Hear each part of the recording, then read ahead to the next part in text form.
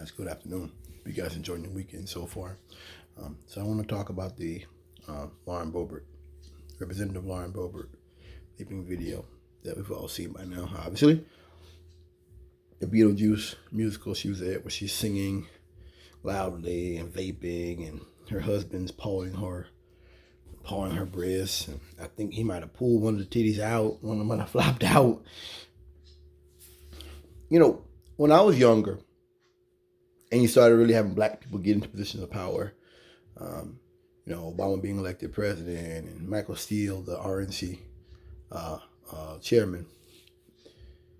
There was this thing rednecks kind of put out that black people don't know how to act, and that black people, run out here let the kids run wild, and that black people don't have any home training.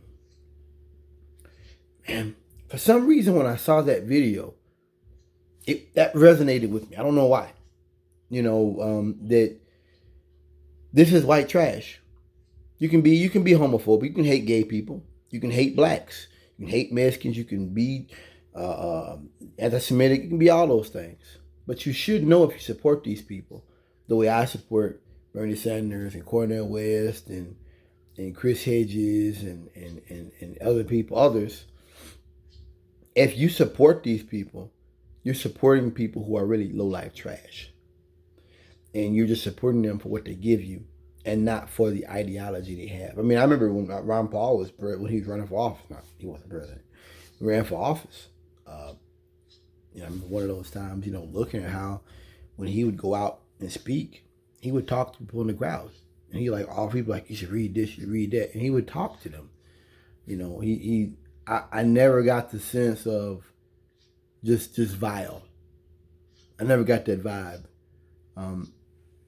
I liked him for quite a few reasons, but when you look at these members of the ruling class, you're really looking at trash. And I only say that because they play off of white supremacy, and they play the culture war, and that's important. Lauren Bobert, what she say? Something about lesbian dance classes. That's what college was. She was making a joke about it being lesbian dance class doesn't exist. Was it the other woman, Martha Green, called somebody's daughter a transvestite? I mean, you got to understand that these are nasty people. This is trash. This is white trash that 20 years ago wouldn't have gotten anywhere. This is the bar being lowered. George Santos, an example of a con man, a trickster who has snuck inside the temple. You got a thief in the temple, and that's what he is.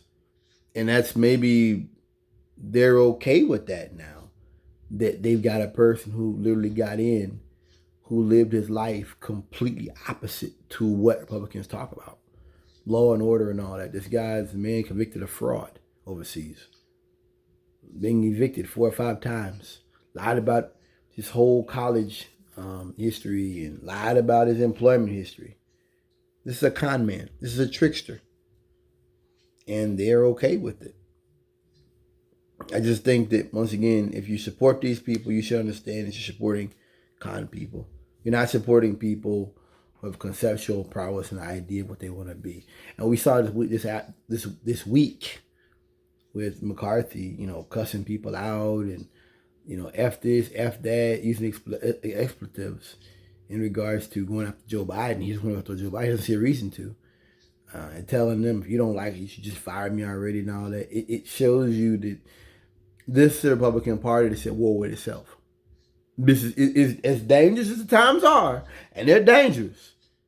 As dangerous as Project 2025 really is, and it's dangerous. These are dangerous plans being laid.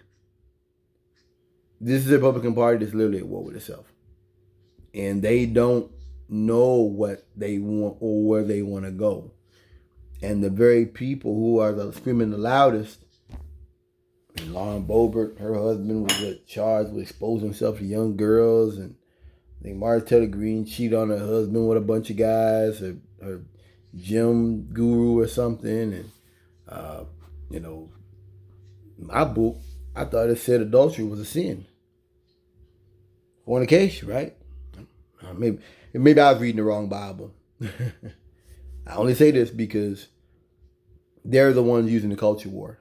And I think that when you do that, you're fair game. I'm not here to jump on anybody's lifestyles or judge how they raise their children or how they spend their money.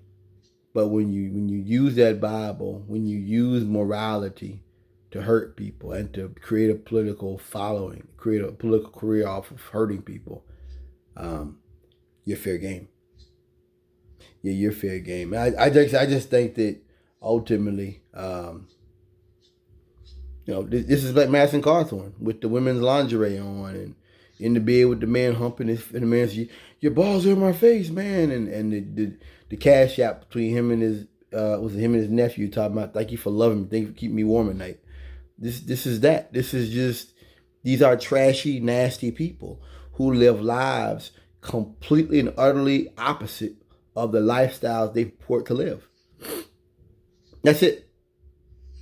I didn't care Madison Cawthorn. I didn't care about the bigs. I didn't care about none of that stuff. But it's a game you're playing. In a way, it's a good thing. If these people were smart enough to hide the stuff they do, it'd be more dangerous.